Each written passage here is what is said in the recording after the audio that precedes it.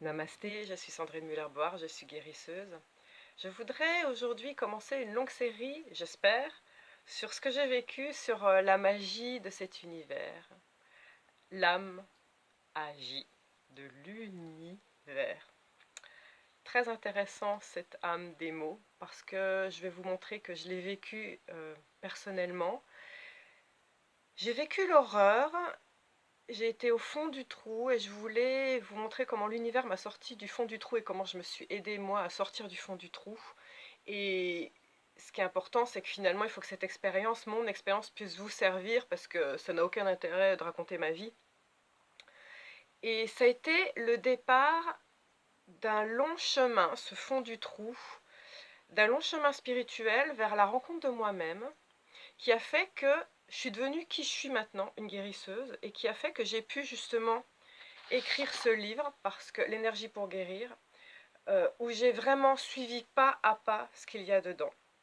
Alors je vais commencer par un conte soufi que je nomme dans ce livre, et ce conte soufi illustre directement en fait ce que j'ai vécu. Alors on va commencer par un petit conte si vous voulez bien.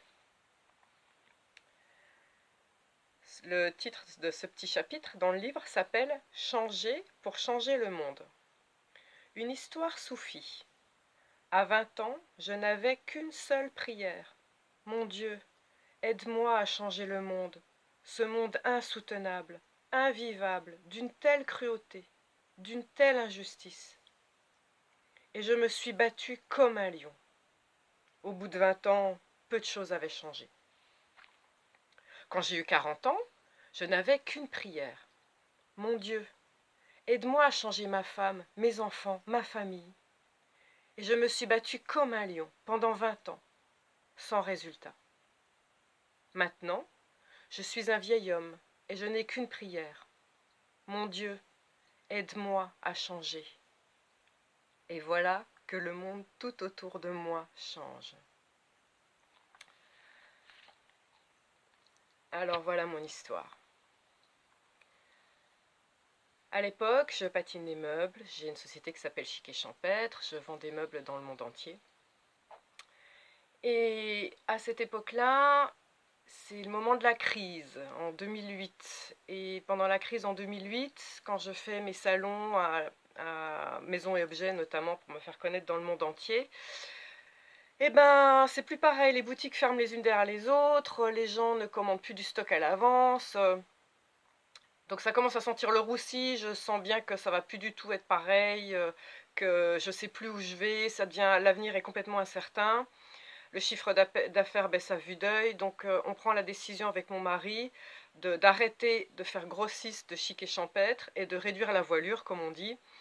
Et donc, on avait acheté un grand entrepôt dans lequel on réceptionnait tous les meubles qui étaient fabriqués, qu'on patinait, qu'on vendait dans le monde entier. Donc, qu'est-ce qu'on a fait?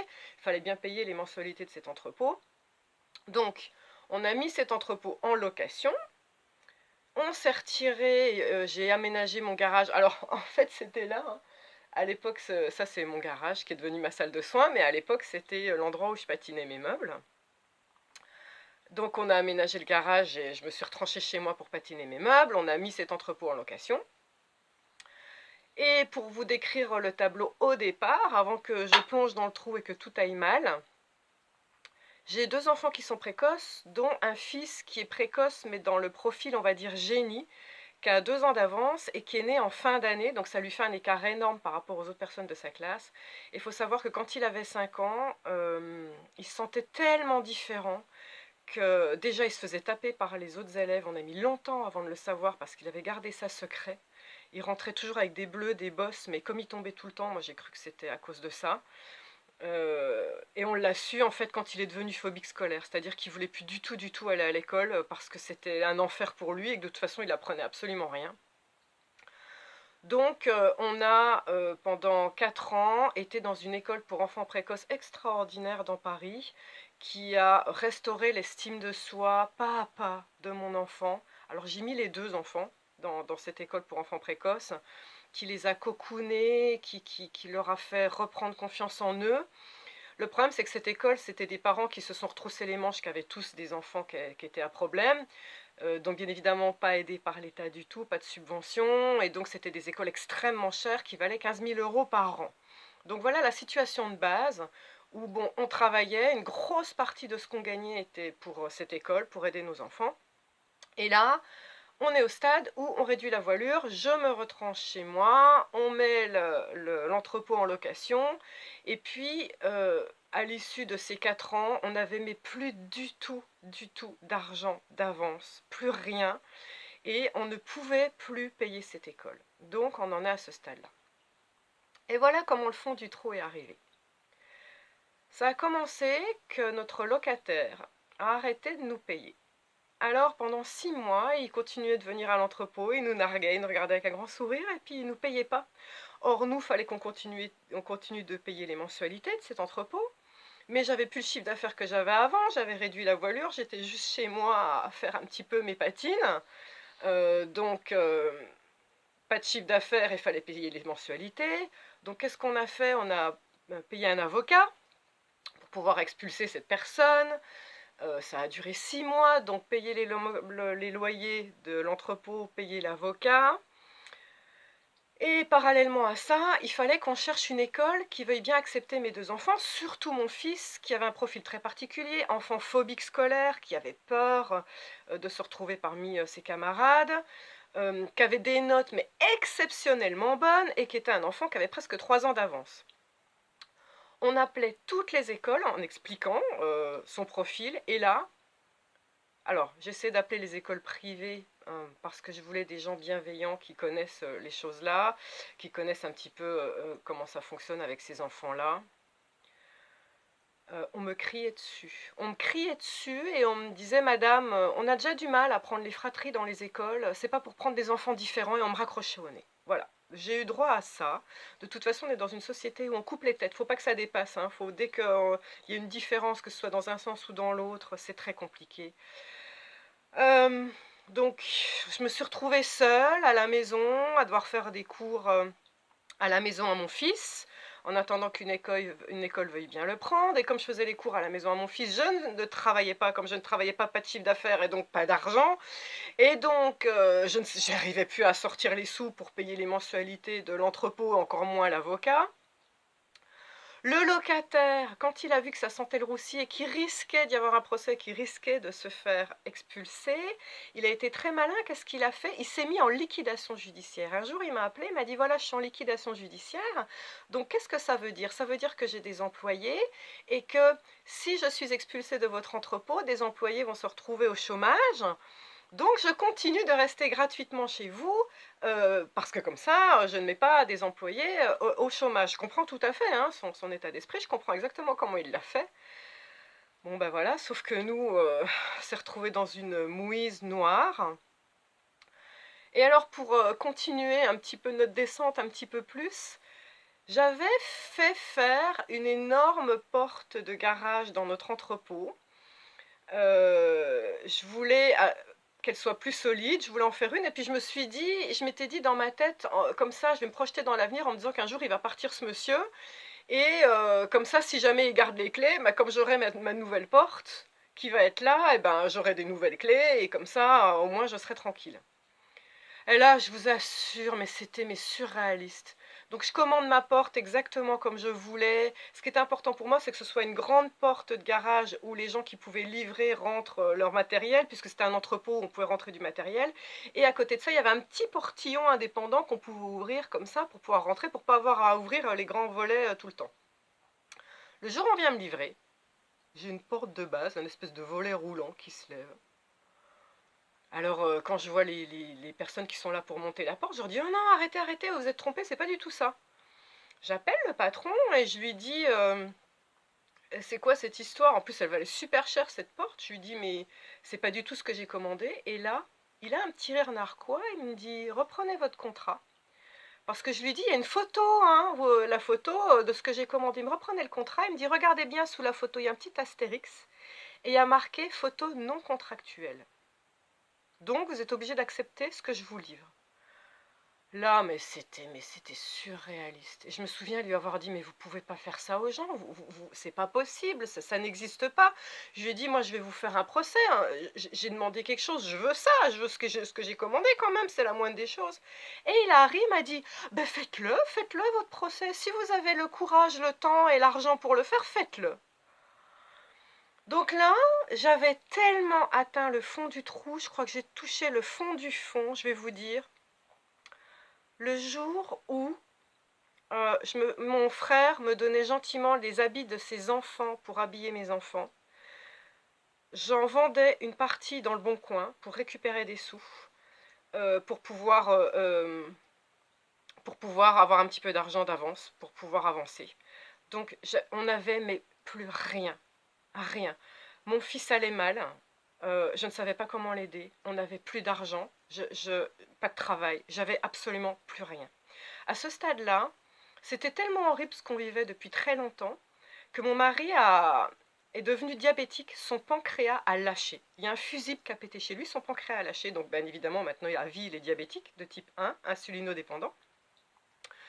Et chez moi, j'ai fait une névralgie cervico-brachiale, j'ai un nerf qui a pété aussi, et je pouvais plus bouger ma partie gauche, en fait, du corps. Et à ce moment-là,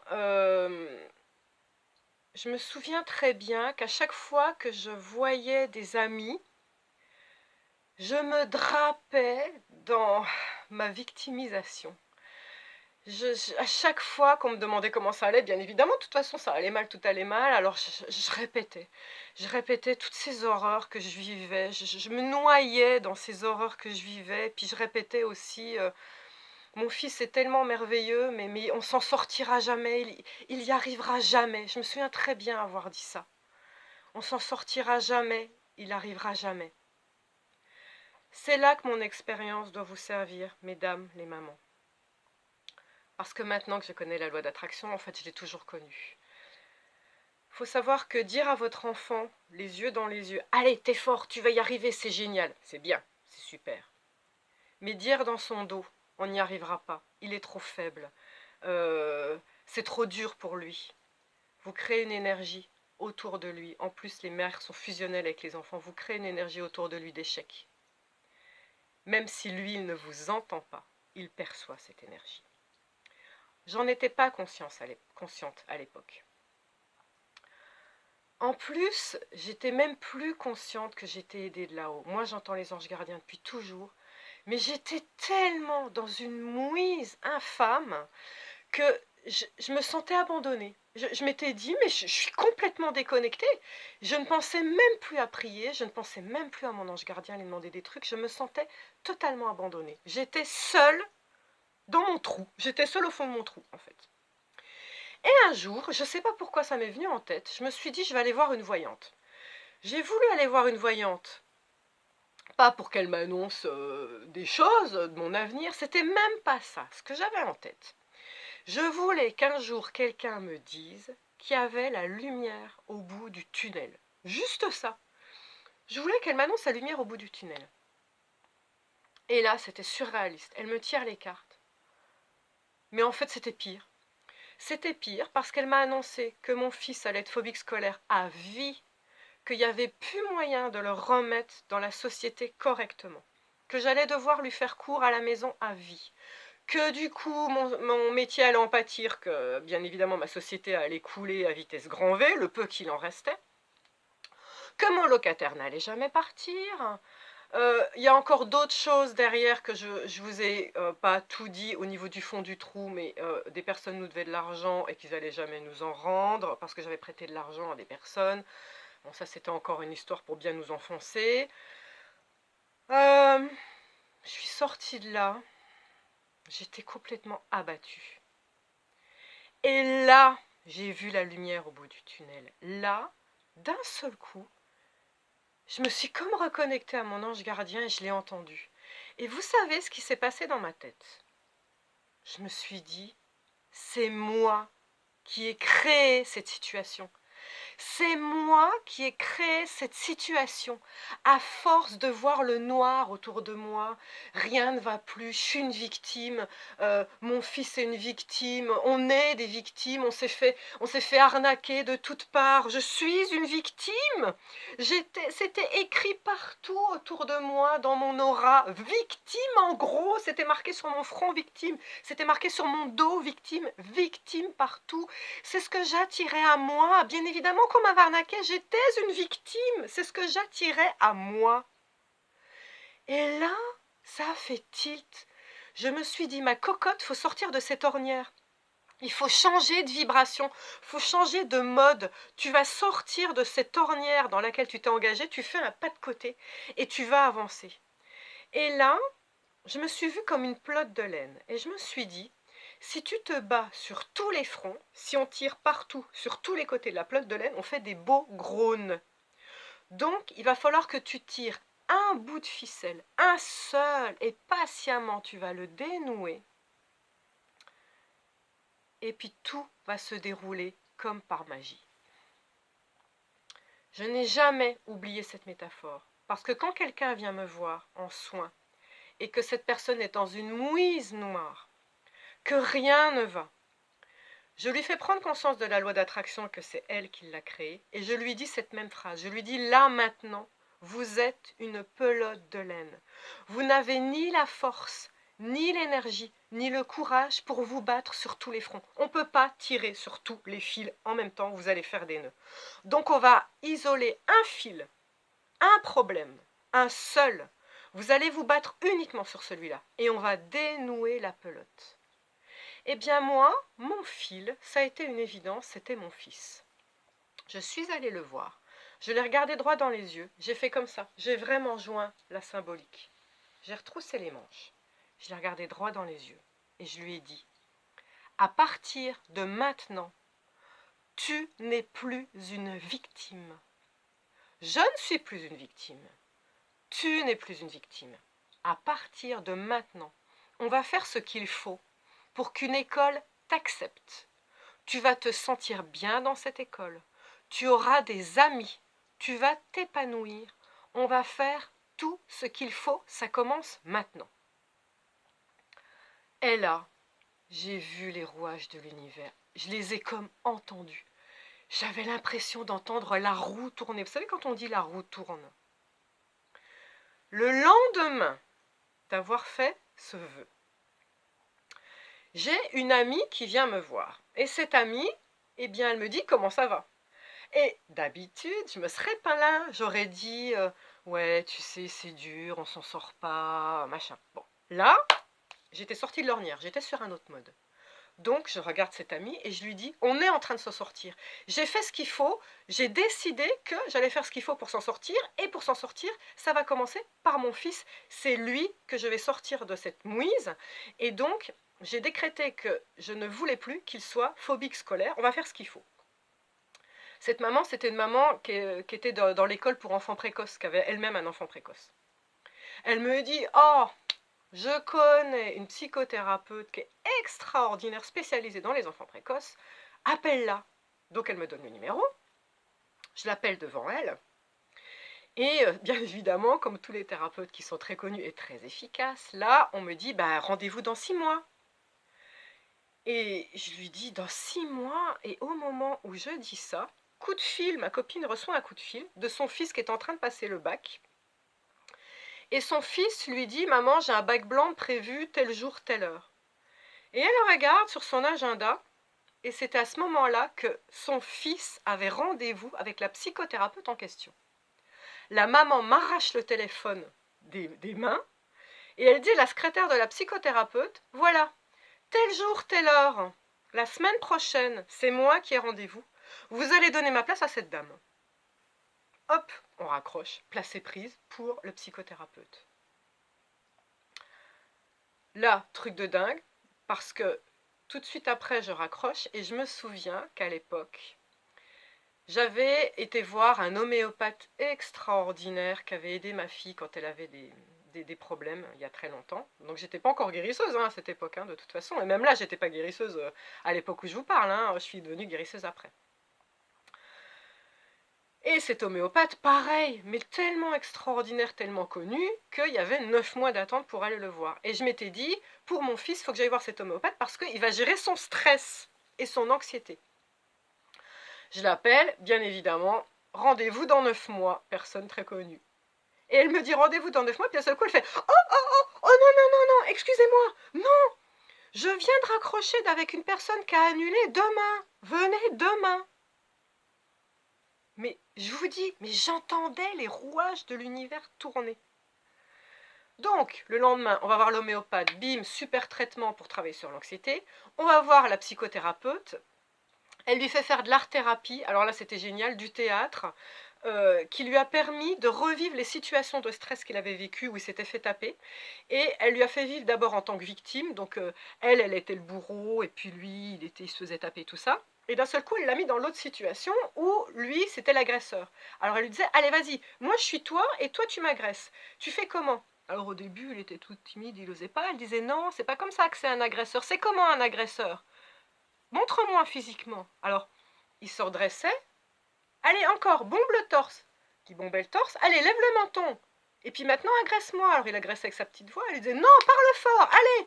Et c'était fou parce que le fait de vivre toutes les situations, d'un seul coup, il a pu prendre tous les points de vue comme ça. Et en plus, ils ont réécrit l'histoire en faisant des scénarios de fuite ou des phrases qu'il aurait dû dire pour se sentir bien. Et bien évidemment, comme le subconscient ne connaît pas la différence entre le suggéré et le réel, c'est ce que j'applique au quotidien, moi, quand les enfants viennent me voir maintenant que je suis guérisseuse aussi. Ce qu'elle a fait, ça a été une grande leçon pour moi. Bien évidemment, il a fallu 3 leçons, 3 cours de théâtre, et c'était fini. Donc, pour mon fils, la confiance en soi était restaurée. J'appelle une des écoles qui m'avait raccroché au nez, celle qui avait été la moins agressive. Saint-Charles. Merci à vous, encore du fond du cœur. Cette école, à l'époque, il m'avait dit oui, on a une classe pour enfants précoces et il y a une liste d'attente long comme le bras. Il y a 3 ans d'attente pour aller chez vous, pour aller chez nous. Donc quand j'avais appelé, il m'avait dit, madame, on va pas vous prendre, voilà quoi, vous êtes sur la liste d'attente comme tout le monde, mais vous ne serez pas prise. Je les ai rappelés, et là je me suis dit, je vais parler à quelqu'un qui a du cœur. Alors j'ai raconté ma vie, j'ai raconté la vie de mon fils, et je leur ai dit ça. Je leur ai dit, vous êtes ma seule planche de salut. Si je ne vous ai pas, si vous ne m'acceptez pas, je ferai l'école à vie à mon fils, je n'ai plus de travail, et il n'aura plus de vie sociale. Vous êtes ma seule planche de salut. Ils m'ont donné rendez-vous et ils m'ont dit on ne peut pas vous prendre dans la classe pour enfants précoces, mais on va prendre votre fils dans une autre classe et on va l'autoriser, quand il a fini ses devoirs, à aller dans un coin avec un livre. Et c'est fou parce que je suis venue avec mon fils, qui était avec son livre en main, puis qui était tout courbé, puis tout timide, comme ça, qu'osait pas regarder. Et quand la directrice l'a vu, j'ai vu dans ses yeux qu'elle l'acceptait et qu'elle le prenait dans la classe pour enfants précoces. Je l'ai lu, je l'ai vu. Elle ne me l'a pas dit verbalement tout de suite, parce que bien évidemment, il y avait une liste d'attente énorme et que je n'avais pas le droit de court-circuiter les autres. Donc elle m'a fait croire jusqu'au bout qu'elle allait prendre dans une autre classe. Et à la rentrée, il était accepté. Donc ça, histoire de mon fils réglée. Alors souvenez-vous qu'il y avait des autres trucs. Il y avait notamment mon locataire qui ne me payait pas. Moi, j'étais plus une victime, j'avais pris confiance en moi. Donc ça, cette histoire de mon fils réglé, ça s'est fait en 15 jours à peine, hein, d'accord? Pendant ces 15 jours, j'ai appelé le liquidateur judiciaire. Et je lui ai dit, c'est un entrepôt énorme, j'ai besoin d'argent. Est-ce qu'on ne peut pas négocier pour qu'il garde la moitié de l'entrepôt et que moi je récupère au moins une petite partie pour le louer à quelqu'un d'autre, pour récupérer de l'argent? Et là, le liquidateur me dit, ah, mais Madame Board, mais on va même faire mieux que ça, je vais vous dire une chose, vous allez tout récupérer, et ça dans la semaine. Je lui dis, ah bon, et pourquoi? Il me dit, mais je vais vous dire pourquoi.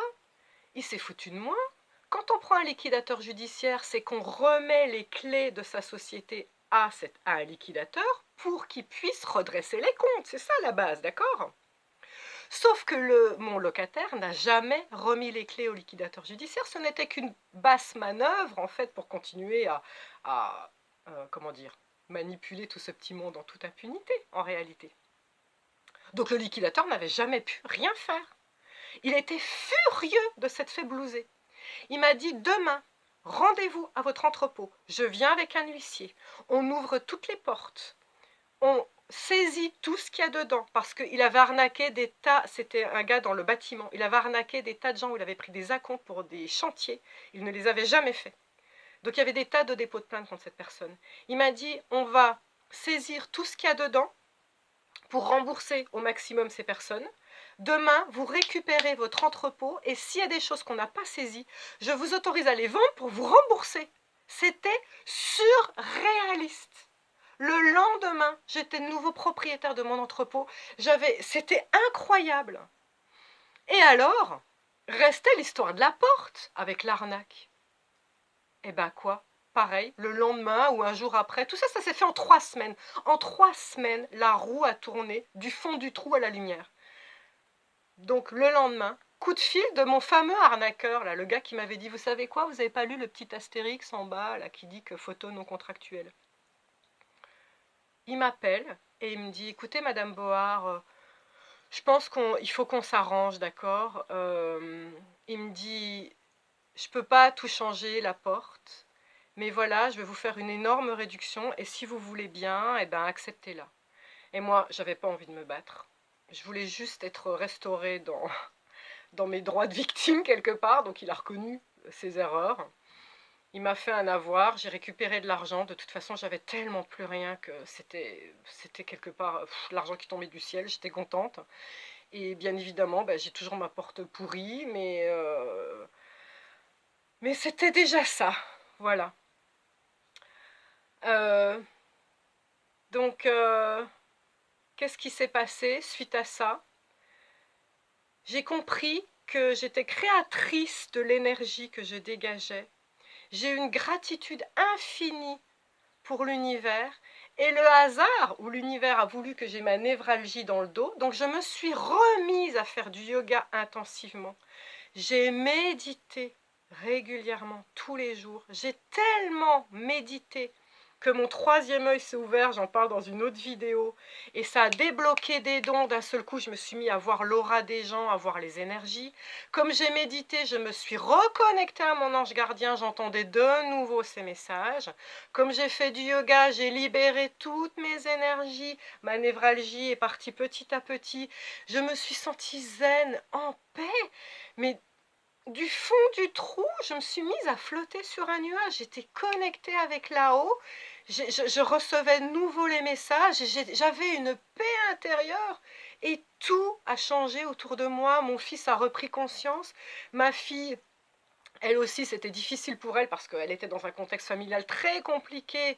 Ça a été bien aussi. C'était du jour au lendemain, on a vécu au paradis. Voilà.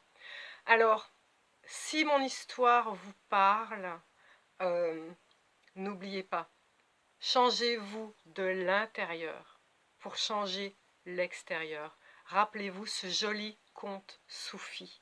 Restez connectés. Ayez la foi qu'il y a la lumière au bout du tunnel. Ayez la foi en vous, la foi en l'avenir et la foi en plus grand que nous. Moi, je l'ai, cette foi en plus grand que nous, parce que ça existe.